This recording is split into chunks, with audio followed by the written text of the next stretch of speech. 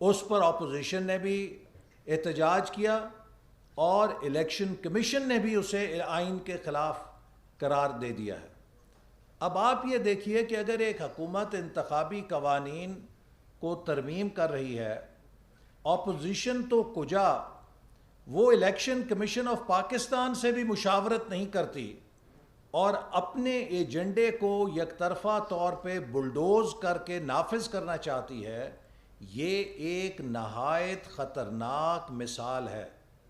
کیونکہ اگر یہ مان لی جائے تو کل کو ہر حکومت اپنے مرضی کے انتخابی قوانین بنائے گی اور اس سے الیکشن چرانے کی کوشش کرے گی۔ تو اگر آپ حکومت کے انتخابی پیکج کو دیکھیں، میں صرف 2 چیزیں آپ کو پیش کروں گا۔ آئین کا جو آرٹیکل 51 سب سیکشن 5 ہے، آرٹیکل 51(5), وہ یہ کہتا ہے کہ the seats in the National Assembly shall be allocated to each province and federal capital on the basis of population in accordance with the last preceding census officially published۔ Article 51 sub Claus 5 کہہ رہی ہے کہ جو انتخابی حلقے بنائے جائیں گے اور جو انتخابی حلقوں کی تقسیم ہوگی صوبوں کے درمیان، وہ پاپولیشن آبادی کی بنیاد پر ہوگی۔ حکومت نے ایک بلڈوز قانون کر کے اسے ووٹر رجسٹریشن پہ تبدیل کرنے کی کوشش کی ہے، جس کا مطلب کیا ہے کہ وہ پسماندہ علاقے جہاں پہ ووٹر رجسٹریشن کم ہے ان کی نشستیں کم کر دی جائیں۔ اب یہ آئین کے ساتھ کھلواڑا ہے، یہ آپ آئین کے ساتھ ٹیمپر کر رہے ہیں، پاکستان کے وفاق کی بنیاد کو چھیڑ رہے ہیں۔ جو چھوٹے صوبے ہیں وہ اس سے ڈس انفرنچائز ہوں گے۔ آپ کیسے کر سکتے ہیں؟ ایک ہائی لاء کا جو LLB جس اسٹوڈنٹ نے ابھی پاس نہیں کی ہے، اسے بھی آپ پوچھیں، وہ یہ کہہ دے گا کہ آئین کے اندر کسی بل کے ذریعے ترمیم نہیں کی جا سکتی۔ آئین میں ترمیم کرنے کا طریقہ کانسٹیٹیوشنل امینڈمنٹ ہے۔ وہ کانسٹیٹیوشنل امینڈمنٹ بل ہے، 2/3 اکثریت سے ہی آپ آئین میں کوئی ترمیم کر سکتے ہیں۔ آپ کیسے یہ کر سکتے ہیں؟ یعنی کہ اس سے آپ دیکھیے کتنے نالائق بیٹھے ہیں وہاں پر کہ جنہیں یہ نہیں پتا، کہ جنہوں نے آئین تک نہیں پڑھا ہوا، اور وہ ڈاکٹر صاحب جو جن کی ڈاکٹریٹ کی ڈگری پہلے ہی جعلی قرار دی جا چکی ہے، یہی اس کے نتیجے ہیں کہ آپ آئین کے ساتھ کھلواڑ کر رہے ہیں اور آپ کو پتہ ہی نہیں کہ آئین میں کیا لکھا ہوا ہے، اور آپ ایک بوگس قانون سازی کر رہے ہیں۔ پھر اسی طرح اسی کے اندر انہوں نے ایک شک یہ رکھی کہ جو ووٹر لسٹ ہے وہ الیکشن کمیشن سے لے کے اس کا دائرہ اختیار نادرا کو دے دیا جائے گا۔ تو جو آئین کی شک 219A ہے، 219A، وہ کہتی ہے the commission shall be charged with the duty of preparing electoral rolls for elections to the National Assembly, provincial assemblies and local governments, and revising such rolls periodically to keep them up to date۔ یہ جو business of preparing electoral rolls and revising electoral roll ہے، یہ article 219 Claus A کے تحت آئین Pakistan election commission کو دیتا ہے یہ اختیار۔ آپ اس کو کیسے ایک بوگس قانون کے ذریعے الیکشن کمیشن، جس کا ایک آئینی کردار ہے آزاد منصفانہ الیکشن کرانے کا، اس سے لے کر حکومت کے اندر جو ایک محکمہ نادرا کا ہے اسے دے رہے ہیں، تاکہ کل کو کوئی حکومت اپنی مرضی کی ووٹر لسٹیں بنائے اور اپنے مرضی کے الیکشن کرائے، جس کا چاہے نام نکال دے، جس کا چاہے نام ڈال دے، جس کا چاہے ووٹ اٹھا کے ادھر سے ادھر پھینک دے، جس کا چاہے ادھر سے ادھر پھینک دے، اور وہ اپنے من مرضی کے نتائج نکالے۔ یہ آپ کیسے کر سکتے ہیں؟ یہ ایک اسکول کا بچہ بھی یہ کام نہیں کر سکتا۔ لیکن آپ دیکھیے کس ڈھٹائی کے ساتھ ڈیفینڈ کر رہے ہیں اپنے اس قانون کو، کہ جو انہوں نے بوگس قانون بنایا جس سے آئین کی شکوں کو یہ سمپل لیجسلیشن کے ذریعے تبدیل کرنے کی کوشش کر رہے ہیں۔ ہو نہیں سکتا۔ اور اب اپوزیشن نے تو کہا، الیکشن کمیشن نے جب اس بے قاعدگی کی نشاندہی کی تو اس پہ بھی انہیں تکلیف ہے کہ جی ہماری چوری کیوں پکڑ لی. بھئی الیکشن کمیشن کا یہ مینڈیٹ ہے کہ وہ اپنے آئینی اختیار کو پروٹیکٹ اور ڈیفینڈ کرے. تو اسی طرح جو بجٹ ہے، بجٹ کے اندر جو انہوں نے تبدیلیاں لائیں، اب ایک ایف بی آر کی کمیٹی بنا دی ہے کہ جی جو بجٹ تجاویز میں اناملیز ہیں ان کو وہ کمیٹی دور کرے گی. تو اس کا مطلب یہ ہوا کہ آپ نے ایف بی آر سے مشورہ کیے بغیر ہی بجٹ بنا کے پیش کر دیا. تو یہ وہ نالائق حکومت ہے جس کے روز شاخسانے ہمارے سامنے آتے ہیں. ان کو گورننس کی اے بی سی نہیں پتہ، صرف ایک رٹا رٹایا جملہ ہے کہ جی چوری ہے، چور ہے، ڈاکو ہے، این آر او نہیں دوں گا. بھائی آپ نے 3 سال ہو گئے ہیں، بتائیے کون سی چوری پکڑی ہے؟ آپ نے ایک قرضہ کمیشن بنایا تھا، قوم جاننا چاہتی ہے کہ وہ قرضہ کمیشن کی رپورٹ کہاں گئی؟ آپ نے کہا تھا کہ میں ان کو بے نقاب کروں گا جو پاکستان کے قرضے کھا گئے. تو جب اس کمیشن نے یہ رپورٹ دی کہ جناب جو ماضی میں قرضہ لیا گیا اس سے زیادہ قرضہ تو آپ لے چکے ہیں، تو اس رپورٹ کو ہی اٹھا کے نیچے دبا دیا. لائن پیش کریں وہ رپورٹ، ہم اپنے دور میں لیے جانے والے ہر قرضے کے لیے جواب دیں ہیں کہ ہم نے ان قرضوں سے، اگر ہم نے 10,000 ارب کا قرضہ لیا تو اس 10,000 ارب کے عوض ہم نے پاکستان میں کیا کیا منصوبے لگائے، ہم نے پاکستان میں کیا ترقی کی، ہم ایک ایک پائی کے لیے جواب دیں ہیں. عمران نیازی صاحب، آپ بھی یہ بتائیں کہ آپ نے 3 سالوں میں جو 13,000 ارب کا قرضہ لیا ہے اس میں قوم کو کیا دیا ہے؟ کون سے منصوبے بنائے ہیں؟ کون سے منصوبے نئے شروع کیے ہیں؟ جو پچھلے منصوبے ہیں آپ تو ان کو بھی مکمل نہیں کر سکے، وہ بھی تاخیر کا شکار ہو رہے ہیں. اور آپ جو ہے خود کو اس ملک کا ریفارمر بنا کے پیش کرتے ہیں. جس دن آپ جائیں گے جو پھندے آپ اس قوم کی گردن میں چھوڑ جائیں گے، ان پھندوں سے نکلنا آسان نہیں ہوگا. چونکہ آپ کے جو 13,000 ارب کے قرضے ہیں، آپ نے صرف وہ اپنی نااہلی اور نالائکی کا خسارہ پورا کرنے میں جھونکے ہیں. جو کرنٹ ایکسپینڈیچر آپ نے بے قابو کیا ہے اور جو آپ وسائل بڑھانے میں ناکام رہے ہیں، تو جو خسارہ بجٹ کا تھا اس خسارے کو پورا کرنے کے لیے آپ قرضہ قرضہ قرضہ کھاتے ہی نہیں رہے، آپ قرضہ پیتے بھی رہے ہیں. اور اس کا نتیجہ یہ ہے کہ آج پوری قوم کا ہر فرد 2.25 لاکھ روپے کا مقروض ہے. آپ تو ایک ایک روپے پہ ہمیں حساب کر کے بتاتے تھے، 1 روپیہ ڈی ویلیویشن ہوتی ہے تو اتنے ارب کا قرضہ قوم پہ چڑھتا ہے. آج آپ بتائیے کتنے 100 ارب کا قرضہ آپ نے، ہزاروں ارب کا قرضہ قوم پہ چڑھایا ہے. تو اس لیے میں یہ کہنا چاہتا ہوں کہ یہ حکومت پاکستان کے آئین سے کھیل رہی ہے، یہ پاکستان کی جمہوریت سے کھیل رہی ہے، یہ پاکستان کی گورننس سے کھیل رہی ہے، یہ پاکستان کی معیشت سے کھیل رہی ہے. اور ان کا ایک ایک دن قوم پہ کئی 100 ارب روپے بھاری پڑ رہا ہے. کل وزیر صاحب نے یہ بھی فرمایا کہ جو قوانین بلڈوز کیے گئے ہیں ان پہ نظر ثانی نہیں ہو سکتی.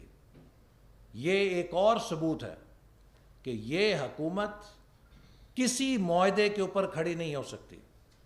حکومت نے اسپیکر کے ذریعے اپوزیشن کے ساتھ معاہدہ کیا، جسے قومی اسمبلی میں پڑھ کے سنایا گیا کہ ڈپٹی اسپیکر کے خلاف اپوزیشن کی شکایت تھی کہ انہوں نے قانون سازی بلڈوز کی ہے، اور ہم اس قانون سازی پہ نظر ثانی کے لیے ایک کمیٹی بنا رہے ہیں جو اس بات کی رپورٹ دے گی کہ کس طرح اس جعلی قانون سازی کو واپس لیا جائے یا درست کیا جائے. اور اب کل بابر اعوان صاحب نے کہا ہے کہ وہ ڈن ڈیل ہے، اس کے اوپر کوئی نظر ثانی نہیں ہو سکتی.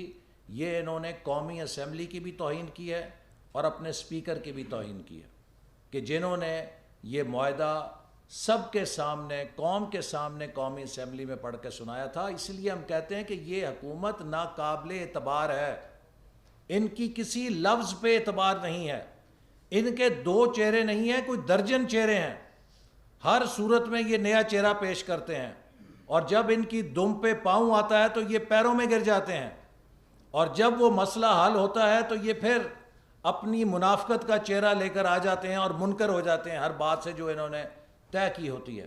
تو اس لیے اس حکومت کی کسی بات کے اوپر اعتماد اور اعتبار کرنا ممکن نہیں رہا. بہت شکریہ. احسن اقبال صاحب، 2 سوالات ہیں جو بہت وضاحت طلب ہے، تفصیلی جواب دے دیں. پی ڈی ایم میں جو کچھ ہوا، پیپلز پارٹی اور نون لیگ مد مقابل آ گئی، اختلافات سب کے سامنے آ گئے. اب زرداری صاحب لاہور آ کے بیٹھ گئے ہیں اور کہا جا رہا ہے کہ نون لیگ میں بڑا ڈنڈ ڈالنے کی تیاری کر رہے ہیں. تو کیا ایک تو یہ بتا دیں کہ نون لیگ کو خطرہ ہے ان کے لاہور آنے سے؟ دوسرا سوال ہے انکم ٹیکس کا آرڈیننس 2001 کی سیکشن 22 کی 6(9) کے تحت جو فنانس بل میں ترمیم کی اور ایف بی آر کو وہ اختیارات دے دیے گئے ہیں جو سپریم کورٹ پہ بھی اثر انداز ہو سکتے ہیں. تو کیا یہ سیاسی انتقام ایف بی آر؟ دیکھیے، پہلی بات جو آپ نے سوال کیا، الحمدللہ میں اللہ تعالیٰ کا شکر ادا کر کے کہتا ہوں کہ جنرل مشرف کے مارشل اللہ نے مسلم لیگ نون کے اندر بڑی صفائی کر دی تھی، اور اس کے بعد جو پچھلے 3-4 سال سے ہمیں سختیاں جھیلنی پڑی ہیں، اس کے بعد مسلم لیگ نون کندن بن چکی ہے. مسلم لیگ نون ایک فولادی طاقت ہے، اسے کوئی نہیں توڑ سکتا. زرداری صاحب کا جھگڑا پی ٹی آئی کے ساتھ ہے. پیپلز پارٹی کا ووٹر پیپلز پارٹی کو خیر بات کہہ کے پی ٹی آئی میں چلا گیا ہے. انہوں نے اپنا ووٹ پی ٹی آئی سے واپس لینا ہے. مسلم لیگ نون کے ووٹ بینک کا نہ پیپلز پارٹی سے کوئی مقابلہ ہے، نہ پی ٹی آئی سے کوئی مقابلہ ہے. مسلم لیگ نون کا ووٹ بینک جو ہے وہ متحد ہے اور سیسا پلائی ہوئی دیوار ہے. لہٰذا جو بھی مسلم لیگ نون کے ووٹ بینک سے ٹکرائے گا وہ خود اپنا متھا پھوڑے گا. اب جو ایف بی آر کی آپ نے بات کی، یہ حکومت ایف بی آر کو بھی نیب بنانا چاہتی ہے، اور یہ نیب کے اختیارات دے کے ایف بی آر کے ذریعے سیاسی مخالفین کو جیلوں میں ڈالنے اور انتقامی کارروائیاں کرنے کا ذریعہ بنانا چاہتی ہے. یہ کاروباری لوگوں سے پیسے بٹورنے کے لیے، ان سے پیسے ہتھیانے کے لیے، انہیں بلیک میل کرنے کے لیے ایسے ڈریکونین اختیارات ایف بی آر کو دے رہی ہے، جس سے نہ صرف ایف بی آر میں کرپشن بڑھے گی بلکہ حکومت اپنے مخالف کاروباری لوگوں کو ڈرا دھمکا کے ان سے پیسے بٹورے گی. تو یہ کالے قوانین ہیں جن کی ہم نے مخالفت کی ہے، اور ہم انشاءاللہ ان کو اسمبلی میں بھی پاس نہیں ہونے دیں گے. سر یہ بتائیے گا کہ پرائم منسٹر نے ابھی ریسنٹلی امریکن ٹی وی کو انٹرویو دیا اور اس میں انہوں نے کہا ہے کہ وہ کبھی بھی پاکستان کی سرزمین کو اپنے ہمسایوں کے مخالف استعمال ہونے کی اجازت نہیں دیں گے، اور امریکہ کو ہوائی اڈے دینے کا تو سوال ہی پیدا نہیں ہوتا. 2 ٹوک موقف انہوں نے اپنایا. اس پر آپ کا کیا موقف ہے؟ کہ آپ عمران نیازی صاحب کے کسی بیان پہ اعتماد کرتے ہیں؟ چونکہ وہ سپر سونک رفتار کے ساتھ اپنے ہر بیان پہ یو ٹرن لے لیتے ہیں، تو اس لیے جو بھی وہ بیان دیں گے اس پر اعتماد نہیں کیا جا سکتا. چونکہ جب وہ اس بیان پہ یو ٹرن لیتے ہیں تو دیکھنے والے دنگ رہ جاتے ہیں کہ اس سپر سونک سپیڈ سے تو آج تک کسی نے یو ٹرن نہیں لیا تھا. لہٰذا یہ وہ چیز ہے جس کے اوپر ہم نے حکومت سے مطالبہ کیا ہے کہ وہ قومی اسمبلی اور پارلیمنٹ کو بریفنگ دے. ہمیں شدید تشویش ہے کہ ہمیں غیر ملکی ذرائع سے اطلاعات آتی ہیں کہ حکومت کیا مذاکرات کر رہی ہے بھارت کے ساتھ، حکومت کیا مذاکرات کر رہی ہے امریکہ کے ساتھ. بجائے یہ کہ ہم غیر ملکی ذرائع سے اور اخبارات کے ذریعے خبریں حاصل کریں، حکومت کا فرض ہے کہ فوری طور پہ پارلیمنٹ کا ان کیمرہ سیشن بلائے اور پارلیمنٹ کو باخبر کیا جائے کہ حکومت اس وقت ملک کے جو کلیدی مفادات ہیں ان کے حوالے سے کیا پالیسی اپنا رہی ہے. یہ لگتا ہے کہ آج کل تو ہر پارٹی یو ٹرن لے رہی ہے. لائک ابھی آپ سے بھی پتہ چل جائے گا، جو باپ سے ووٹ لینے والی پارٹی تھی آج پھر آپ ان کے ساتھ کھڑے ہیں. نواز شریف صاحب کا اور مریم نواز صاحبہ کا بیانیہ हैं, शहबाज शरीफ का आपका बयान नहीं चलेगा? देखिए, पीडीएम का जो पिछला सरबराही इजलास था उसमें ये फैसला किया गया था कि पार्लियामेंट के अंदर पीडीएम जमातें अपोजिशन के वसी इश्तराक के साथ अपोजिशन की मौसर कारकर्दगी को यकीनी बनाएंगे। तो लिहाजा पार्लियामेंट में वो सारी जमातें जो अपोजिशन बेंचेस पे हैं, बेशक वो पीडीएम का हिस्सा नहीं, हमारा फ़र्ज़ है कि हम उनके साथ मिलकर हुकूमत को टफ टाइम दें। अगर हम पार्लियामेंट के अंदर अपोजिशन की ताकत को कमज़ोर करते हैं तो इसका बराह रास्त फ़ायदा हुकूमत को पहुंचता है। इसका कतन ये मकसद नहीं है कि हम पीडीएम के मकासद से या उस जद्दोजहद से पीछे हट रहे हैं, बल्कि ये हमारी उस जद्दोजहद का हिस्सा है कि हम पार्लियामेंट से बाहर और पार्लियामेंट के अंदर हुकूमत को सख्त से सख्त टाइम और उसको मुश्किल दें, उसका मुकाबला करें। नहीं, अब देखिए, पीपल्स पार्टी खुद कह चुकी है कि उसने पीडीएम से राहें जुदा कर ली हैं। लिहाजा अब पीडीएम के अंदर जो 8 जमातें हैं उनमें बहुत हम आहंगी है, उनके अंदर बहुत नज़रियाती कुर्बत है, और अब वो 4 जुलाई से अपना राब्ता अवाम मुहिम शुरू कर रहे हैं। और जब पीडीएम मैदान में निकलेगी तो आपको पता चल जाएगा कि पीडीएम पहले से ज़्यादा मजबूत हो गई है। पीडीएम निकलेगी, लेकिन हम देख रहे हैं कि माजी में आपने खुद भी बोलियां आपको लगी, आपकी जमात एक सख्त बयाने की वजह से उन्हें मुसीबतें अभी तक जेल में गए, आप खुद भी गए, आपकी लीडरशिप गई। क्या वजह है कि पार्टी पाकिस्तान मुस्लिम लीग नून के सदर शहबाज शरीफ बार बार कह रहे हैं मैं घुटने पकड़ूंगा, अब किसके घुटने पकड़ेंगे? वो तो थोड़ा सा तफसील बता दें।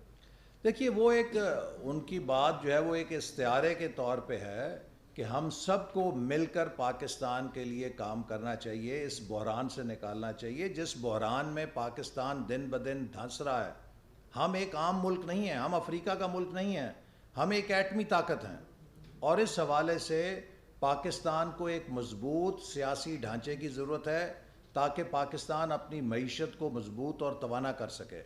जब तक हम सियासी खलफशार में रहेंगे हमारी मईशत भी बहरान का शिकार रहेगी, और अगर हमारी मईशत इसी तरह बहरान में रही तो हमारा दिफा, चाहे हमारे पास 5000 एटम बम आ जाएं, हम उसे यकीनी नहीं बना सकते। सोवियत यूनियन की मिसाल हमारे सामने है।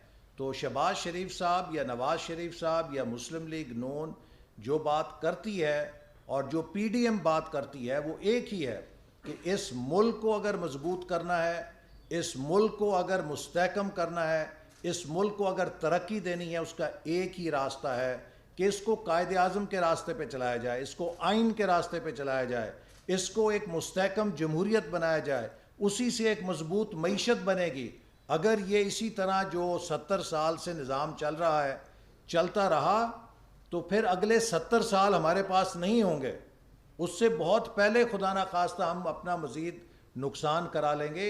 लिहाजा सबको होश के नाखून लेने चाहिए, और पाकिस्तान को इस वक्त एक आज़ाद मुनसिफाना इलेक्शन की ज़रूरत है। ये हाइब्रिड सिस्टम फेल हो गया है, हाइब्रिड सिस्टम के रिंग पिस्टन उड़ गए हैं, इसके टायर पंक्चर हो चुके हैं, ये एक ढांचा खड़ा है, इसके इंजन से धुआं निकल रहा है। लिहाजा इस गाड़ी में अब कोई सकत नहीं है। ये हुकूमतें जो मसनूई तौर पे बिठाई गई थीं ये नाकाम हो चुकी हैं। इन हुकूमतों की नाकामी के ऊपर पहरा देने से मुल्क का फ़ायदा नहीं है, इस कचरे को रास्ते से हटा के मुल्क को आगे ले जाने में फ़ायदा है। अब ये जो पीटीआई की नालायकी और नाकामियां हैं, ये एक कचरा है जिसने पाकिस्तान का रास्ता रोका हुआ है। इस कचरे को साइड पे हटाना पड़ेगा और मुल्क को आगे लेके जाना पड़ेगा। लेकिन अगर हम इसी कचरे की अंदर धंसे रहे तो खुदा ना खास्ता उससे पाकिस्तान को नुकसान पहुंच सकता है। हमें इसलिए अब एक आज़ाद मुनसिफाना इलेक्शन की ज़रूरत है ताकि ये लोग जिनको लाके एक तजुर्बा किया गया था वो तजुर्बा नाकाम हो गया है।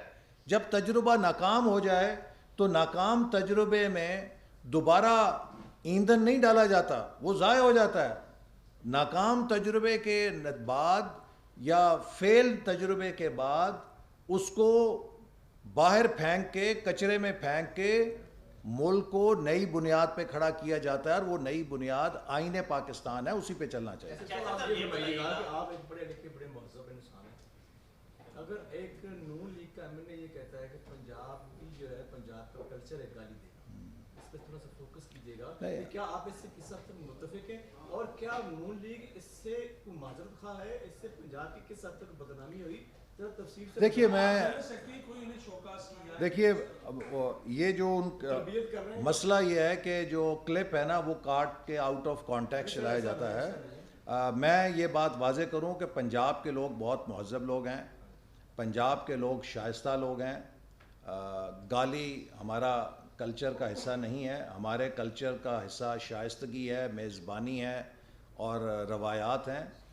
जो बात हमारे एक एमएनए ने की वो आउट ऑफ कॉन्टेक्स्ट मीडिया के अंदर आई और मेरा ख्याल है उनका कतन ये मकसद नहीं था कि वो कोई जनरल बात पंजाब के हवाले से करें।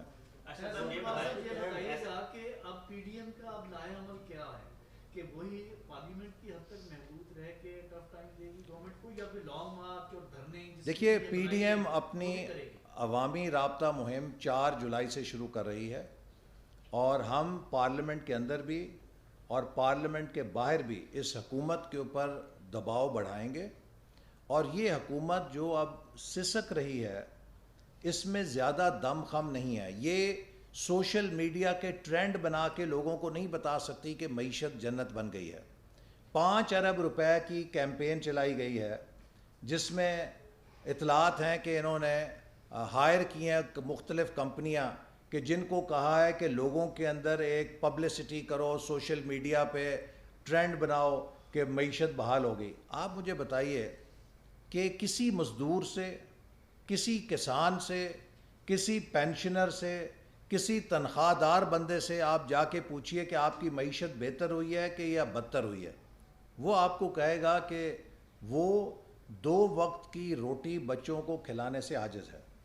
ये हुकूमत नाकाम हो चुकी है, महंगाई बेकाबू है और जो इसने बजट पेश किया है उसके अभी पास होने से पहले ही चीज़ें महंगी होनी शुरू हो गई हैं और आप देखेंगे कि इस साल महंगाई की नई सुनामी आएगी क्योंकि ये हुकूमत बिजली और पेट्रोल के ज़रिए नए टैक्स लेगी, इनडायरेक्ट टैक्स लगाएगी और जब बिजली और पेट्रोल महंगा होगा तो उससे महंगाई का सुनामी पाकिस्तान के अंदर टूटेगा एक। तो लिहाजा ये अब नाकाम हो चुके हैं। ये जितना दिन रहेंगे उतने दिन कौम को ये तबाह और बर्बाद करते रहेंगे। मैं बार बार वही मिसाल देता हूँ कि एक लाश जो है वो जितनी देर पड़ी रहेगी वो ताफुन फैलाएगी। अब इसको दफन करने में ही मुल्क की बेहतरी और आफियत है। बहुत शुक्रिया। साहब ये बताइएगा कि आप जिस मुत्तहिदा पोजीशन की बात कर रहे हैं, पार्लियामेंट के अंदर मुत्तहिदा पोजीशन, तो पिछले कई रोज से बिलावल भुट्टो ये कहते रहे हैं कि रायवेंट के वज़ीर-ए-आज़म को रिलीफ देते रही है ये हुकूमत, वो बाहर चले गए हैं, तो अब बिलावल भुट्टो क्यों तनकीद कर रहे हैं? अगर यही देखिए वो जो रायवेंट के वज़ीर-ए-आज़म को रिलीफ दिया गया है वो बिलावल भुट्टो साहब के मुतालबे पे ही मिला था क्योंकि उन्होंने मुतालबा किया था कि मियाँ साहब को इलाज के लिए बाहर जाने देना चाहिए।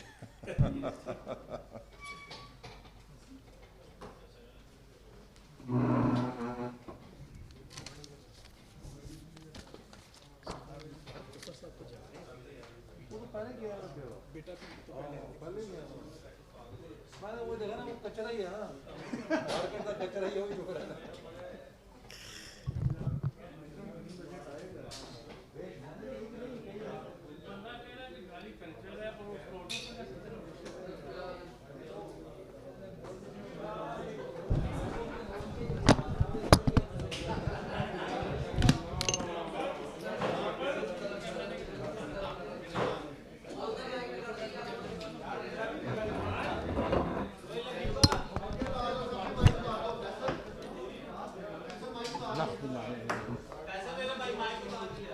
आप बोल किस तरह रहे हैं?